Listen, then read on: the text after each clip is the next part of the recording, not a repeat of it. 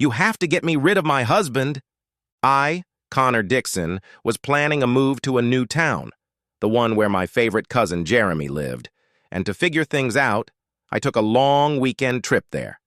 The original plan was to stay with Jeremy, but his wife's entire family decided they wanted to visit at the same time, so I was transferred to the Hilton Hotel. It wasn't difficult. One of the few problems I didn't have in my life was money. My main problem was the lack of decent female companionship. I seemed to be attracted to all inappropriate types of women, which usually resulted in either anger, frustration, misunderstanding, or heartbreak on my part.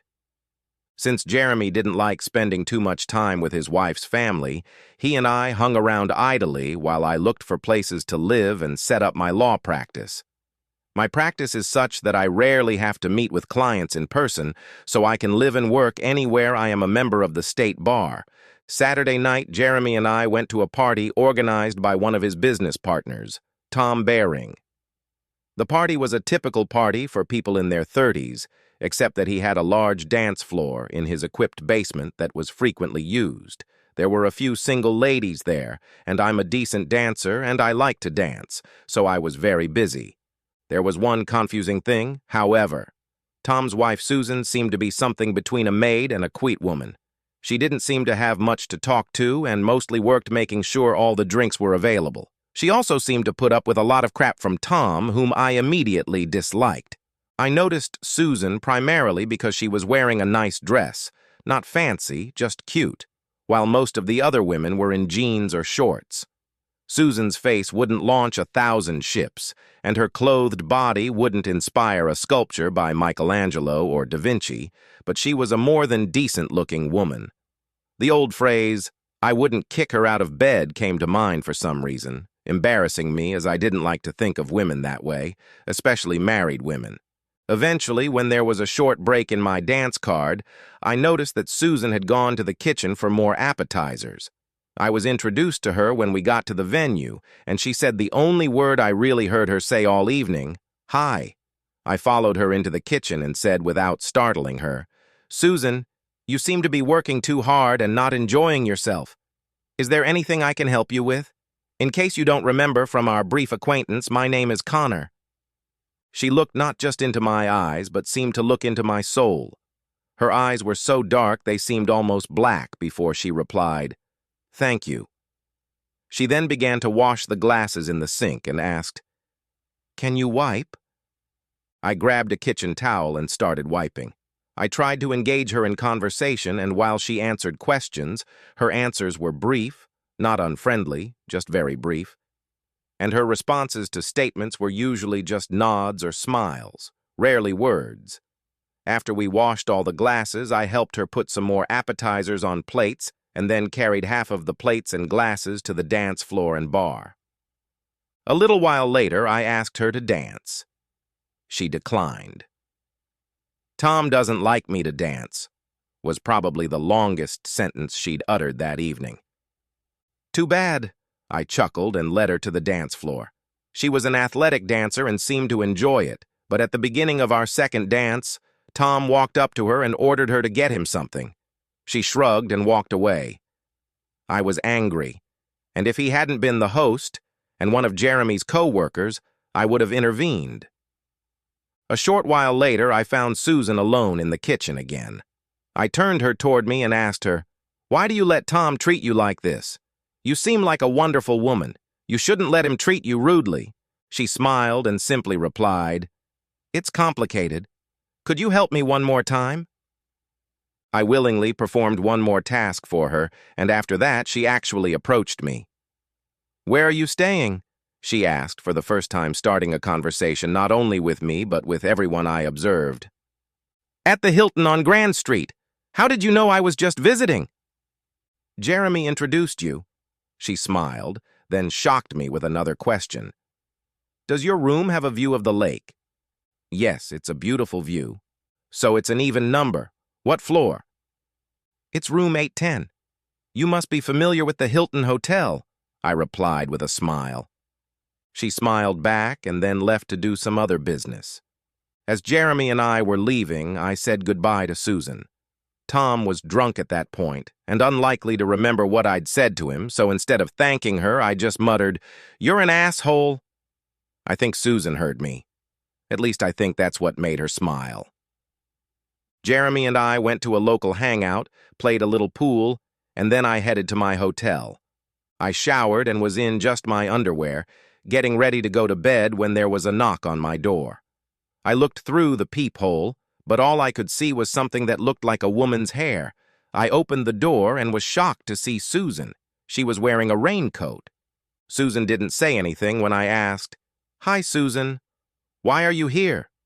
Instead, she unzipped her cloak, revealing a very nice naked body, much prettier than it looked when she was clothed, including a rather impressive shape, and when that took on its intended shock value, took the opportunity to just walk past me. By the time I closed the door and my wide-open mouth, though my eyes remained wide open, she was wearing nothing but high heels. She grabbed my neck, kissing me hot enough to set off the fire alarm, though thankfully that didn't happen. What happened was the strangest experience of my life.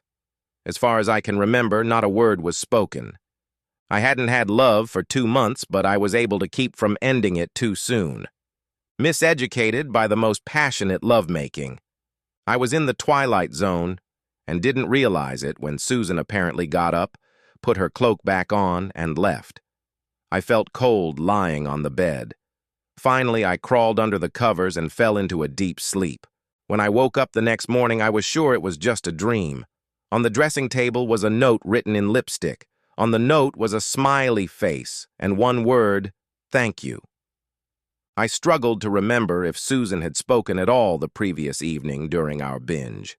I couldn't recall her uttering a single word, but if her actions were words, they could fill a book the size of Tolstoy's War and Peace. The next day, I was practically in a trance. Jeremy and I looked at a few houses and offices together, but I was actually far from it. He must have asked me half a dozen times, "What the hell is wrong with you, Connor?" I made some lame excuse about a hangover, despite the fact that I'd probably had a total of 2 beers the night before. In reality, however, I was hungover. A sex hangover. Returning home Monday morning, all I could think about was my encounter with Silent Susan. Although I'd dated at least a dozen better-looking women than Susan, making love to her was light years, better than any other I'd ever had. I should have been saddened and felt guilty for making love to a married woman, something I had never done before and intellectually and morally despised. Instead, all I felt was arousal. For the next month, preparing to move, I was emotionally exhausted. Except when I was working or working out intensely, I was thinking about Susan. It took a month after my move before I pulled my head out of my ass and started looking for a sorority in my new city. I made it a rule to never pass by Susan's house or try to contact her. I really liked my new town. After about 3 months of being there, I was making even more money than before. The environment was invigorating, and I made several friends, both male and female. I had a few dates, but nothing that really tipped my boat. There was an almost 3-month date to my new home when I went to a party without a date at Jeremy's house. I was having a pretty good time when Tom and Susan walked through the door. When I saw Susan, my thoughts immediately went back to my heavenly experience in room 810 of the local Hilton Hotel. She looked exactly the same as she had at her party, although the dress was a different color and her hair more elaborate.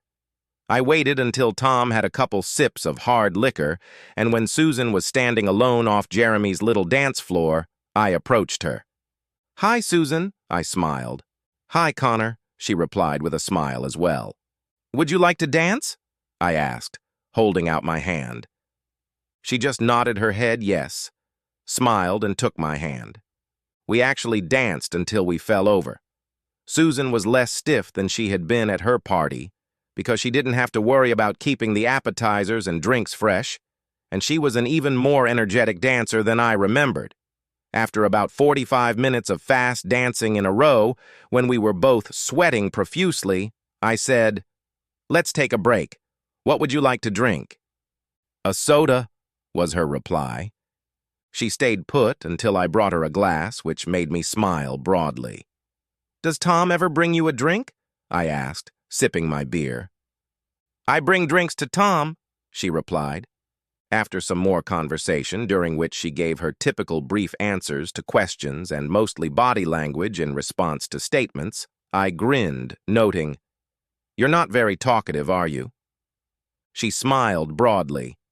"It's a dream for some men to not be around a talkative woman. I believe in actions, not words." We danced some more, and I took her around to talk to different people at the party. She seemed pleased to be included in the conversation, although she still didn't say much. As the party started to wind down, she apologized and went to find Tom. I was about to leave when she came up to me and asked, "Can you help me with Tom?" He passed out. "Sure," I smiled. I found Tom passed out in a glider on Jeremy's porch. Since it didn't matter before, I never mentioned my size, but I'm big and trim enough to quite easily sling his roughly 80 pounds over my shoulder fireman style, walk to his car, and put him in the back seat. Being as verbose as I've ever heard from her, Susan asked, "Could you please follow me home and carry him into our house?" "No problem," I smiled. Getting a dead-drunk Tom out of the back seat was harder than getting him out of Jeremy's house party, but doable. "Where do you want to put him?" I asked Susan. "Please, in the master bedroom on the second floor," she announced, opening the doors for me on the way out. Once I had him on the bed, she and I walked out of the bedroom and closed the door. At that point, she pounced on me. After about 2 minutes of passionate kissing, she said, "Shower." I do believe the word shower was the only real word she uttered for the next 90 minutes, although she made a lot of noises, especially when I was making love to her. After we slept together a second time, I was sitting on the bed in her guest room and she was looking at me. I was practically comatose. After a delightful period of joyful stupor, she said, "Tom sometimes wakes up after a 2-hour nap. You should probably get going." That was the most I've ever heard her say since I met her. After I got dressed and we kissed goodbye, she said, "If you want me to stay at your house Wednesday night, give me your address." Since love this time was, it's almost impossible to believe, even better than the first time, I replied, 902 Chardonnay Court. After another quick kiss, I was out the door. I wasn't entirely sure if Susan would show up at my house on Wednesday, but to make a good impression if she did, I had my house professionally cleaned on Tuesday and put new sheets on my bed. When I pulled up to my house around 5:30 on Wednesday, Susan was standing on my front porch with a big smile on her face. As I approached her, she gave me a brief but passionate kiss.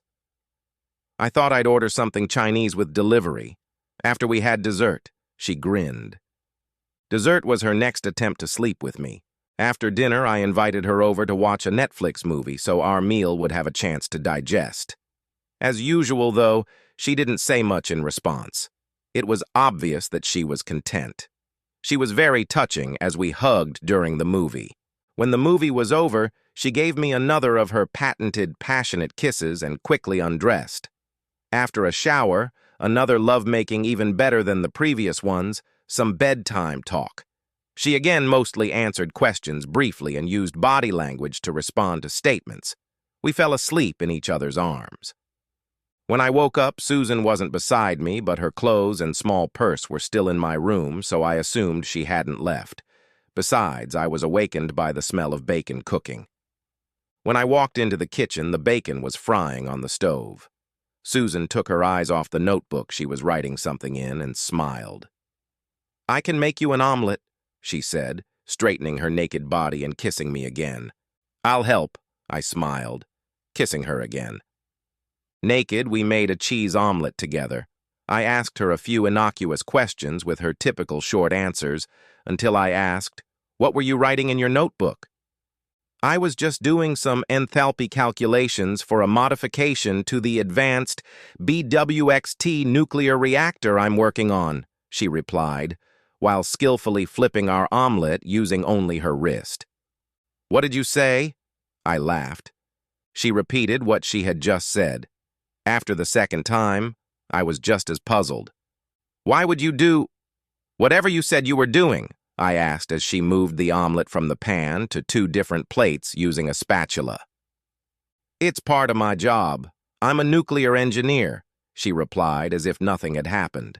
At first I thought she was joking, but since I had no idea what enthalpy was, I had studied economics in college and assumed it was a physics term I may have heard in high school but didn't remember exactly, or what an advanced nuclear reactor BWXT was. I didn't laugh. Instead, I asked, "Where did you go to school?" After eating a few slices of bacon and half an omelet, she started to really talk, not just answer questions or respond to statements. By the time we were both done, I realized she was a freaking genius.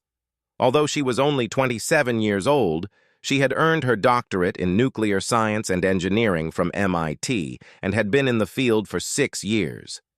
In fact, once she started talking about her work, I don't think she stopped for 20 minutes while we finished breakfast, washed bacon and omelet trays together, and put our plates and utensils in the dishwasher. Finally, she concluded, "Well, that's what I do in a nutshell." Of course, I understood about 1/10 of what she said, but it was clear she was a genius. Kissing her in the kitchen, I rhetorically asked, "So you're a genius?" "Actually, with your help, I'm becoming a genius in bed," she grinned back, and then insisted on one more time in bed before we both left for work. For the next 4 months, I usually met Susan twice a week for lovemaking.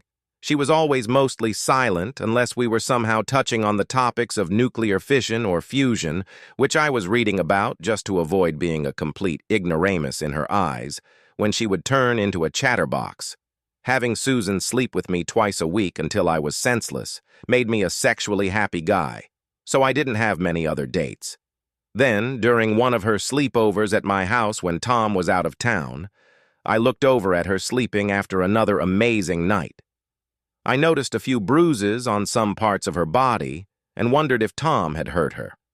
I had my suspicions because when I asked her about Tom's physical treatment of her in the past, she never gave a real answer.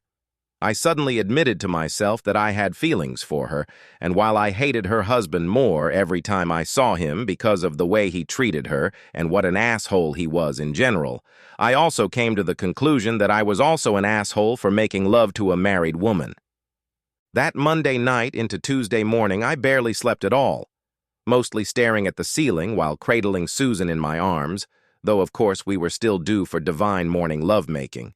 But I decided I had to do something about it. Susan shocked the shit out of me at breakfast when she seemed to read my mind. "Don't you think you should invite me to live with you, Connor?" she asked. It was the longest sentence she'd ever uttered in front of me that wasn't about her work. "You're married," I replied. "You'll have to spare me that," was her quick reply, and then she kissed me and slipped out of the door. I spent all my free time on Tuesday, Wednesday, and Thursday thinking about Susan. I tried to call her cell phone, but the call went to voicemail and she didn't call back. Thursday night, 3 men and 1 woman in suits came to my house unexpectedly. One guy, Arnold, introduced himself as Susan's boss. Another, Patrick, was from the Nuclear Regulatory Commission in Rockville, Maryland. The third guy, Agent Stoll, was an FBI agent, and the woman, Astrid, was a family law attorney. "We're here to talk about Susan Baring," Arnold said. "Can we come in?" "Of course," I replied, ushering them into my living room and offering them drinks, which they all declined.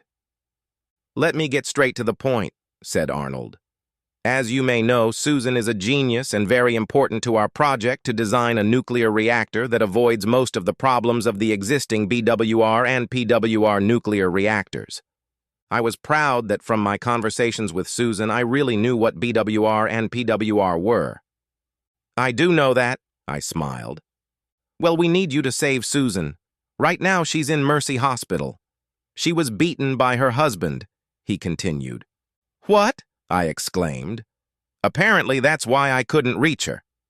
Since she's a Tier 1 federal contractor, we've arrested him and he won't be out on bail," Agent Stoll added. "Susan hired me to file for divorce, which I intend to do tomorrow." Astrid interjected. "I already have the papers prepared. How can I help?" I asked. Susan would like to stay with you while she recovers. My company will pay for help during the day if you take over at night. She's not helpless, just broken, Arnold continued, but she trusts almost no one, except you. Then Arnold shocked the hell out of me. I'm afraid my company is largely responsible for Susan's predicament. Susan had never had any contact before she came to work for us, as she was very quiet and shy and had always been the youngest student in her class throughout her schooling. She was beginning to show signs of depression, and she was so valuable to us that we arranged for her to be cared for by Tom Baring. Apparently, the people who vouched for Tom, I didn't know him very well myself, either didn't really know him or didn't take Susan's interests to heart. I could actually see a tear in Arnold's eyes, and Patrick patted him on the back before he continued. Apparently, Susan only agreed to marry Tom because he was the first guy to show real interest in her, and she was lonely. As you can see, things didn't work out with Tom, but she brightens up like a Christmas tree every time she talks about you. She says that your approach to love is infinitely different from the way it was with Tom, the only man she's ever had love with, and if you have any feelings for her, we ask that you take her in to see if a long-term arrangement with you will work out. She says she has had more love with you in the partial year she has known you than she has had in the entire 3+ years of her marriage to Tom. I have to admit, I was shocked. The enthusiasm and joy with which Susan made love made me assume she was experienced. Now I was being told that she wasn't before we met and that she had real feelings for me. While I was still trying to make sense of what Arnold had said, Patrick started to tell me how valuable Susan was to the nuclear community when I politely interrupted him. I don't need a publicity campaign, Patrick. Before you arrived, I was trying to come to some kind of decision about Susan. Break up with her because she's married, or try to convince her to get rid of that asshole Tom. The current circumstances are very close to forcing me to commit to her. I'll tell you what. I'm going to go visit her in the hospital right now, and after I talk to her, I'll call you, Arnold, to let you know my decision. There were smiles all around. Do you mind if we take a look around your house to see where we could put a hospital bed for Susan and what facilities we need to set up for nursing? Astrid asked. No, go right ahead, I smiled, taking my car keys off the rack in the kitchen where I keep them. Just make sure the front door is locked when you leave. I shook hands with all 4 of them and then got in my car and drove to the hospital. Susan's private room was guarded by a police officer, but he quickly determined that I was allowed to see her, so I passed him without a problem. I was stunned by her condition. She had 2 black eyes and other marks on her face and neck. One leg was twisted and one arm had a cast on it. Although her eyes were closed, they immediately opened when I lightly stroked her cheek. Even though it seemed like it hurt to do so, she smiled when she saw me. Do you only need me for love, Connor? She asked, and her smile was replaced with concern. No, although love with you is the best love of my life. I love being around you, Susan. Maybe I'm even in love with you. I'm in love with you, Connor. You treat me much better than any man, including my male relatives. Besides, I was never very sensual before I met you. Now I think about making love to you at least once an hour during the day. Will you let me live with you for a while? If in a couple months you don't want me around anymore, I'll leave without any hassle. That would be great, I grinned and kissed her very gently on the lips. Her smile lit up the room. We then continued our hour-long discussion about our life goals, our views on children, our backgrounds, and more. The almost silent Susan was no longer silent. Eventually, the nurse kicked me out, saying Susan needed some sleep. After my first visit to the hospital, things moved quickly.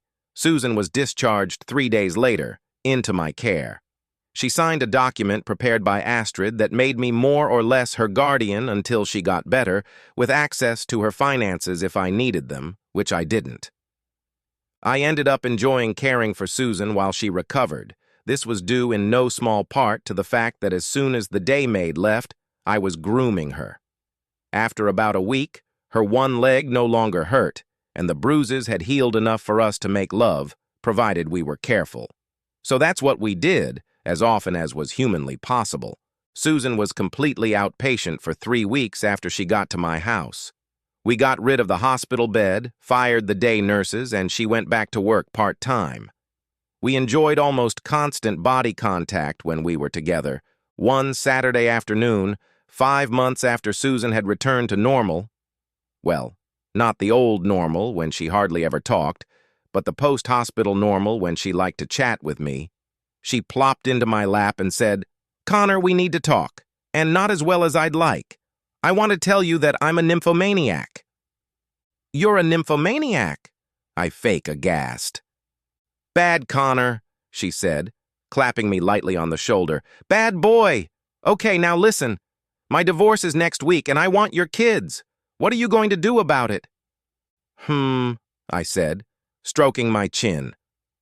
"Will I be able to make love to you with the same frequency if we get married? More often. Because I won't hold back anymore." She grinned. "God damn it! You mean you were holding back?" I fake aghast again. "I'm not sure I can love you anymore." "You'll learn," she grinned. "Good. Will I still be able to make love to you when you're pregnant?" "Probably even more so. I have a feeling that, unlike a lot of pregnant women, my libido will probably increase." She grinned. "So in other words, you plan to drive me to an early death?" I chuckled. "Not to the grave, just to permanent euphoria." "Okay," I said, after a long pause. "Let's get married." "So I can throw away my birth control pills?" "On our anniversary," I grinned. "Here's what we did. We got married. On our 2-year anniversary, our first child was born. Our second was born just before our 4-year anniversary. Our third and last was born just before our 6-year anniversary. After that, Susan had her fallopian tubes tied. I wasn't getting any younger, and her constant demands during pregnancy wore me down, but in a totally joyful way. Somewhere along the way, 2 dogs came along, and Susan received a $400,000 bonus when she completed the development of an advanced nuclear reactor. The demonstration reactor functioned even better than anyone else predicted, though not Susan. With 3 kids, 2 dogs, a husband who wants to sleep with her every chance he gets, and a full-time, part-time job as a nuclear engineer, Susan was no longer quiet. She's a chatty cat. The end